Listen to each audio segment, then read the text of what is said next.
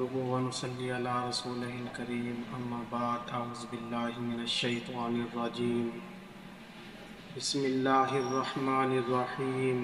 وما أرسلناك إلا رحمة للعالمين سبحان ربك رب العزة عما يصفون وسلام على المرسلين والحمد لله رب العالمين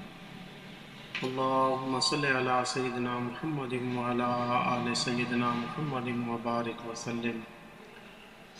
واجب الاحترام بزرگوں، بھائیوں اور دوستوں، حضور صلی اللہ علیہ وسلم تمام جہانوں کے لیے رحمت بنا کر بھیجے گئے ہیں۔ آپ صلی اللہ علیہ وسلم اپنی امت کے لیے عمومی رحمت بن کر تشریف لائے اور سارے عالم کے لیے، سارے جہانوں کے لیے خصوصی رحمت بن کر تشریف لائے۔ ایک مرتبہ حضور صلی اللہ علیہ وسلم سے عرض کیا گیا، صحیح مسلم شریف کی روایت ہے کہ اللہ کے نبی صلی اللہ علیہ وسلم آپ مشرکین اور کفار کے لیے بد دعا فرمائے، تو اللہ کے نبی صلی اللہ علیہ وسلم نے ارشاد فرمایا کہ میں لعنت کرنے والا اور بد دعائیں کرنے والا بنا کر نہیں بھیجا گیا ہوں، بلکہ میں تو رحمت بنا کر بھیجا گیا ہوں۔ حضور صلی اللہ علیہ وسلم کی دعاؤں کے صدقے اللہ تعالیٰ نے اس امت پر سے بہت سی سختیوں کو دور فرمایا ہے، حتیٰ کہ آدم علیہ السلام جب ان سے جنت کے اندر بھول ہوتی ہے، مطلب اللہ تعالیٰ نے ایک چیز سے منع فرمایا، انہوں نے وہ چیز استعمال فرما لی، یہ ان سے بھول ہوئی، تو اللہ تعالیٰ نے بدلے میں آدم علیہ السلام کو جنت سے نکال دیا، اور سیدنا آدم علیہ السلام کے بدن مبارک پر جو جنت کی پوشاک تھی وہ بھی اللہ تعالیٰ نے ان کے بدن سے اتروا لی، جبکہ رسول اللہ صلی اللہ علیہ وسلم کی امت سے بھولے سے نہیں بلکہ جان بوجھ کر بھی اگر گناہ ہوا تو پھر بھی اللہ تعالیٰ نے رسول اللہ صلی اللہ علیہ وسلم کی امت کو اپنے در سے نکالا نہیں، بلکہ رسول اللہ صلی اللہ علیہ وسلم کی امت اگر گناہ کرتی ہے تو اللہ تعالیٰ ان کی توبہ کے انتظار میں ہوتے ہیں، اور کوئی بندہ اگر توبہ کر لیتا ہے تو اللہ تعالیٰ اس کی توبہ کو قبول فرما لیتے ہیں۔ اور اگر رسول اللہ صلی اللہ علیہ وسلم کی امت نے کپڑے اتار کر گناہ کیے ہیں تو اللہ تعالیٰ نے ان کو اپنی رحمت سے کپڑے پہنا دیے، اور اگر انہوں نے گھر سے نکل کر گناہ کیے ہیں تو اللہ تعالیٰ نے ان کو بے گھر نہیں کیا، بلکہ اللہ تعالیٰ نے پھر بھی آپ صلی اللہ علیہ وسلم کی امت کو گھر پہنچا دیا۔ تو یہ حضور صلی اللہ علیہ وسلم کی دعاؤں کا صدقہ ہے، آپ کی رحمت للعالمین کا صدقہ ہے۔ اللہ تعالیٰ نے رسول اللہ صلی اللہ علیہ وسلم کی رحمت للعالمین کے صدقے رسول اللہ صلی اللہ علیہ وسلم کی امت کو اور بھی بہت ساری نعمتیں عطا فرمائی ہیں۔ چنانچہ اللہ کے نبی صلی اللہ علیہ وسلم نے ارشاد فرمایا کہ اللہ تعالیٰ نے میری امت کے لیے ساری زمین کو مصلی بنا دیا ہے۔ چنانچہ ہم کہیں سفر میں ہوتے ہیں یا کہیں جا رہے ہوتے ہیں، جہاں بھی نماز کا وقت ہوتا ہے، اگر مسجد ہمیں قریب نظر نہ آئے تو کسی بھی پاک جگہ پہ کھڑے ہو کے ہم نماز پڑھ لیتے ہیں، ہمیں اتنا ہی ثواب ملتا ہے جتنا مسجد میں نماز پڑھنے سے ملتا ہے،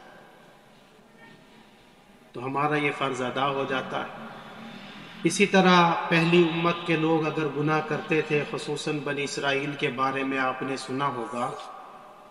ان کے بارے میں اللہ تعالیٰ نے فرمایا کونوا قردۃ خاسئین، اگر وہ گناہ کرتے تھے تو اللہ تعالیٰ ان کی شکلوں کو تبدیل فرما دیتے تھے، لیکن اللہ کے نبی صلی اللہ علیہ وسلم نے فرمایا کہ اللہ تعالیٰ نے میری امت کی شکلوں کو مسخ نہیں فرمایا، تو یہ بھی حضور صلی اللہ علیہ وسلم کی رحمت للعالمین کا صدقہ ہے۔ اللہ کے نبی صلی اللہ علیہ وسلم تہجد کی نماز میں جب قرآن کریم کی تلاوت فرما رہے ہوتے تھے تو جہاں کہیں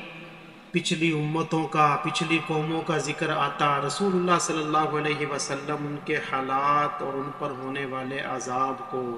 قرآن کریم کی تلاوت جب فرما رہے ہوتے تھے، یاد کر کے آپ صلی اللہ علیہ وسلم اپنی امت کا خیال کر کے رو پڑتے تھے، حتیٰ کہ ایک موقع پہ آپ صلی اللہ علیہ وسلم سے عرض کیا، یا رسول اللہ، آپ کے داڑھی مبارک کے چند بال سفید ہو گئے تو آپ صلی اللہ علیہ وسلم نے فرمایا کہ سورہ ہود نے مجھے بوڑھا کر دیا ہے۔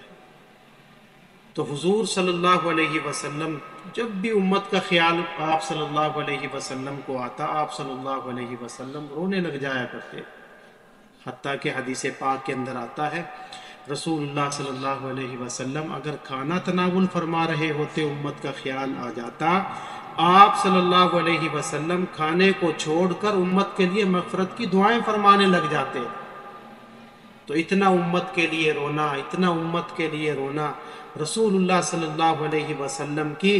اسی رونے کے صدقے اللہ تعالیٰ قیامت کے دن حضور صلی اللہ علیہ وسلم کی امت پر جو ہے رحمت اور شفقت کا معاملہ فرمائے گا۔ حضور صلی اللہ علیہ وسلم ایک مرتبہ جبرائیل امین علیہ السلام آپ کے پاس تشریف لاتے ہیں۔ جبرائیل امین علیہ السلام کے چہرے پر غم کے آثار تھے۔ اللہ کے نبی صلی اللہ علیہ وسلم نے فرمایا جبرائیل کیا بات ہے، آج غمگین نظر آتے ہو؟ تو جبرائیل امین علیہ السلام نے عرض کی یا رسول اللہ، اللہ کے حکم سے ابھی میں جہنم کا نظارہ کر کے آیا ہوں۔ تو اللہ کے نبی صلی اللہ علیہ وسلم نے فرمایا کہ ہمیں بھی جہنم کے حالات سنا دیجئے، جہنم کیسی ہے؟ جبرائیل امین علیہ السلام نے عرض کی یا رسول اللہ تعالیٰ نے جہنم کے 7 درجے بنائے، جو سب سے نچلا درجہ قرآن کریم میں بھی اللہ نے اس کا ذکر فرمایا ان المنافقین فی الدرک الاسفل من النار، وہ جہنم کا سب سے نچلا درجہ ہوگا، اس میں اللہ تعالیٰ منافق لوگوں کو جہنم کے اس حصے کے اندر ڈالے۔ اور جو اس سے اوپر والا حصہ ہے، چھٹا درجہ جہنم کا جو اللہ نے بنایا ہے، فرمایا اس میں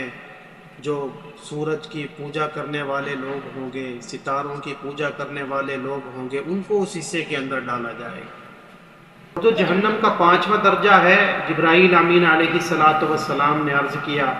اس میں آگ کی پرستش کرنے والے لوگوں کو ڈالا جائے گا۔ پھر اسی طرح 4 نمبر کا ذکر کرتے ہوئے فرمایا اس میں بت پرستوں کو ڈالا جائے گا۔ اور تیسرے درجے کے اندر جبرائیل امین علیہ السلام نے عرض کی یا رسول اللہ، اس میں یہودیوں کو ڈالا جائے گا۔ اور جو دوسرا درجہ اللہ تعالیٰ نے جہنم کا بنایا، فرمایا اس کے اندر عیسائیوں کو ڈالا جائے گا۔ جب جہنم کے پہلے درجے کا نمبر آیا، جبرائیل امین علیہ السلام خاموش ہو جاتے،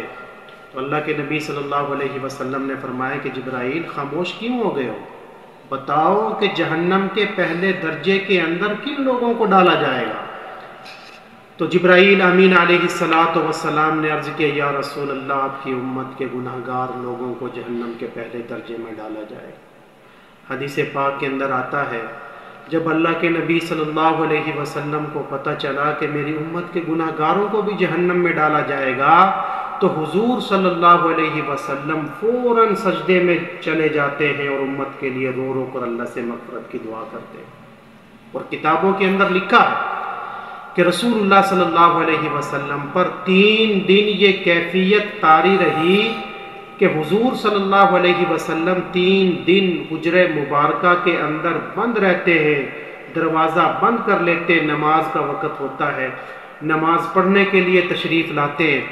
بغیر کسی سے گفتگو کیے، کلام کیے، کسی سے حال احوال کیے، حضور صلی اللہ علیہ وسلم واپس حجرہ مبارکہ میں تشریف لاتے اور وہاں پروردگار کے سامنے آپ صلی اللہ علیہ وسلم رو رو کر مغفرت کی دعائیں فرماتے ہیں۔ جب تیسرا دن گزر گیا، صدیق اکبر رضی اللہ تعالیٰ عنہ سے برداشت نہ ہوا،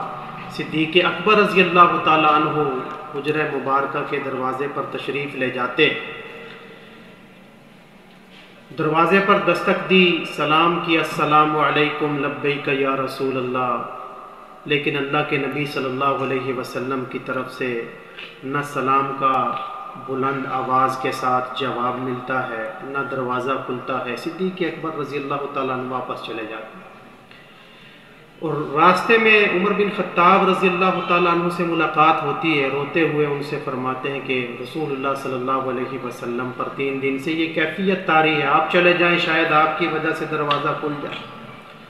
عمر بن خطاب رضی اللہ تعالیٰ عنہ حجرہ مبارکہ کے دروازے پر تشریف لے جاتے ہیں، اسی طرح سلام کرتے ہیں، دروازے پر دستک دیتے ہیں۔ 3 مرتبہ انہوں نے دستک دی لیکن دروازہ نہ کھلا، وہ بھی سمجھے کہ اجازت نہیں ہے، واپس چلے جاتے ہیں۔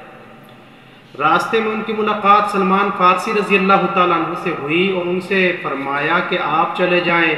چونکہ اللہ کے نبی صلی اللہ علیہ وسلم نے آپ کے بارے میں ارشاد فرمایا تھا سلمان منا اہل البیت، کہ سلمان تو ہمارے اہل بیت میں سے ہے، سلمان لہذا آپ چلے جائیں، شاید آپ کے دستک دینے سے اللہ کے نبی صلی اللہ علیہ وسلم دروازہ کھول دیں۔ سلمان فارسی رضی اللہ تعالیٰ عنہ تشریف لے جاتے ہیں لیکن ان کے لیے بھی دروازہ نہیں کھلتا، وہ واپس تشریف لاتے ہیں۔ علی رضی اللہ تعالیٰ عنہ سے ملاقات ہوتی ہے، ان سے فرماتے ہیں، علی رضی اللہ تعالیٰ عنہ نے فرمایا کہ میں کیوں نہ ایسا کروں کہ بجائے خود جانے کے سیدہ فاطمہ الزہرا رضی اللہ تعالیٰ عنہ کو حجرہ مبارکہ کے دروازے پر بھیجوں، شاید اللہ کے نبی صلی اللہ علیہ وسلم ان کی وجہ سے دروازہ کھول دیں۔ چنانچہ گھر تشریف لے گئے، بی بی فاطمہ رضی اللہ تعالیٰ عنہ کو سارا ماجرا سنایا۔ سیدہ فاطمہ الزہرا رضی اللہ تعالیٰ عنہ حجرہ مبارکہ کے دروازے پر تشریف لاتی ہیں، انہوں نے دستک دی، اللہ کے نبی صلی اللہ علیہ وسلم نے دروازہ کھول دیا۔ چنانچہ حجرہ مبارکہ کے اندر جا کر بیٹھے، اللہ کے نبی صلی اللہ علیہ وسلم سے عرض کرنے لگی، یا رسول اللہ، آپ پر 3 دن سے یہ غم کے آثار ہیں، کیا وجہ ہے، کیا بات ہے؟ اللہ کے نبی صلی اللہ علیہ وسلم نے جبرائیل امین علیہ السلام سے ملاقات کا سارا واقعہ سنا دیا، اور پھر اللہ کے نبی صلی اللہ علیہ وسلم پر وہی کیفیت طاری ہوئی۔ آپ صلی اللہ علیہ وسلم روتے ہوئے ایک لمبا سجدہ فرماتے، پھر سجدہ مبارکہ سے اٹھے اور فرمانے لگے، میرے پروردگار نے میرے ساتھ وعدہ کیا ہے وَلَسَوْفَ يُعْطِيكَ رَبُّكَ فَتَرْضَىٰ، کہ میرے محبوب میں آپ کو راضی کروں گا قیامت کے دن۔ اور اللہ کے نبی صلی اللہ علیہ وسلم نے فرمایا کہ میں اس وقت تک راضی نہیں ہوں گا جب تک میرا آخری امتی جہنم سے نکل کر جنت میں نہ چلا جائے۔ سبحان اللہ، یہ حضور صلی اللہ علیہ وسلم کی دعاؤں کا صدقہ ہے کہ اللہ رب العزت نے رسول اللہ صلی اللہ علیہ وسلم کی امت پر رحمت کا معاملہ فرمایا۔ اللہ رب العزت ہمیں رسول اللہ صلی اللہ علیہ وسلم کی رحمت للعالمین کے صدقے قیامت کے دن اپنی رحمتوں کے سائے نصیب فرمائے۔ وآخر دعوانا الحمد للہ رب العالمین۔